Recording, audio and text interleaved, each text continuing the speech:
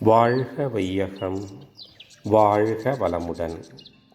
வாழ்க்கை மலர்கள் நால்வோர் நற்சிந்தனை. ஜூன் 18.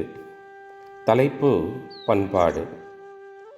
நான் உலகம் முழுவதும் சென்று பல நாட்டு மக்களை கண்டிருக்கின்றேன்.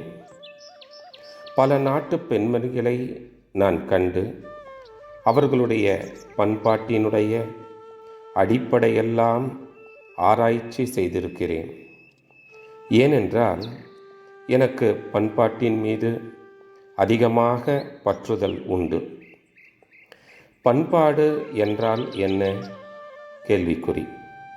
இந்த உலகம் தோன்றி ஆரம்ப காலத்தில் ஆதி மனிதன் என்று சொல்வார்களே, அந்த நிலையிலே இருந்து இன்று வரை பார்ப்போம்.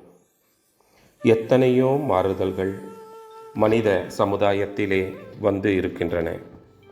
அவையெல்லாம் அந்தந்த இடத்திலே அந்தந்த காலத்திலே அங்கங்கு கிடைத்த உணவுப் பொருட்கள், ஆங்காங்கு இருந்த தொழில் வசதி, அதை கொண்டு உற்பத்தி சிக்கல்கள், அதனால் ஏற்பட்ட நோய், அதை போக்கிக் கொண்ட முறைகள், இவையெல்லாம் ஒவ்வொரு நாட்டிலேயும் தாமாகவே பரிணாமத்தில், அதாவது கல்ச்சுரல் எவல்யூஷன் ப்ராசஸ் என்பதாக வந்து கொண்டே இருக்கும்.